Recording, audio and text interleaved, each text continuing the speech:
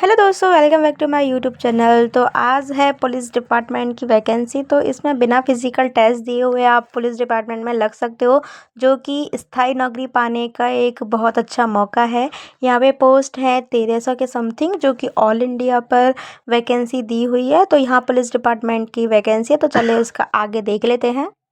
तो ऑनलाइन आवेदन करने की तिथि है 16/12/2025। तो मतलब 16/12 निकल चुकी है और 15/1/2026 तक आप इसका फॉर्म है जो अप्लाई कर सकते हो। तो लास्ट डेट है इसकी 15/1/2026 और आवेदन शुल्क जमा करने की डेट भी है वो 16/12/2025 से स्टार्टिंग है और 15/1/2026 तक इसकी लास्ट डेट है। मतलब ऑनलाइन आवेदन करने की तिथि और आवेदन शुल्क दोनों की डेट है जो सेम दे रखी है।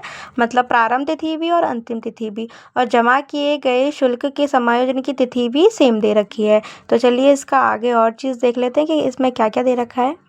तो यहाँ उत्तर प्रदेश पुलिस में पुरुष एवं महिलाओं के लिए कंप्यूटर ऑपरेटर ग्रेड ए के पदों पर पे बैंड 5200 से 20,200, ग्रेड पे 2400, नए वेतनमान में वेतन मैट्रिक्स लेवल 4 रुपये 25,500 से 81,100 रुपये के अंतर्गत निम्नलिखित रिक्त पदों को भरने के लिए ऑनलाइन आवेदन पत्र आमंत्रित किए जाते हैं। तो यहाँ पे पदों की संख्या की बात कर लेते तो अनारक्षित के लिए 545, ईडब्ल्यूएस के लिए 134, अन्य पेशेवर के लिए 364, अनुसूचित जाति के लिए है 283 एंड अनुसूचित जनजाति के लिए। तो यहाँ पे टोटल वैकेंसी इतनी दी हुई है और जो आवेदन शुल्क है वो ईडब्ल्यूएस सामान्य और अन्य पेशेवर के लिए 500 रुपये है और अनुसूचित जनजाति मतलब एसटी और एससी के लिए 400 रुपये है, बाकी की सबके लिए 500 रुपये दे रखे हैं। तो ये पुलिस डिपार्टमेंट में वैकेंसी है जो कि बहुत ही अच्छी वैकेंसी होने वाली है। तो चलिए इसका आगे देख लेते हैं कि क्या क्या क्राइटेरिया दे रखा है इधर। तो यहाँ हम एजुकेशन की बात कर लेते हैं। तो मान्यता प्राप्त बोर्ड से इंटरमीडिएट परीक्षा भौतिक शास्त्र और गणित विषयों के साथ उत्तीर्ण होना आवश्यक है। मतलब क्या होना चाहिए, या तो आपने फिजिक्स से की हो या फिर आपने मैथ साइंस से की हो। और उसके बाद क्या है, प्राविधिक शिक्षा परिषद उत्तर प्रदेश से कंप्यूटर अभियंत्रण, सूचना प्रौद्योगिकी या इलेक्ट्रॉनिक्स अभियंत्रण में डिप्लोमा या सरकार के द्वारा वो जो मान्यता प्राप्त है उसके द्वारा की गई हो। तो ये आपकी वो दे रखी है कि आपने क्या क्या किया होना चाहिए।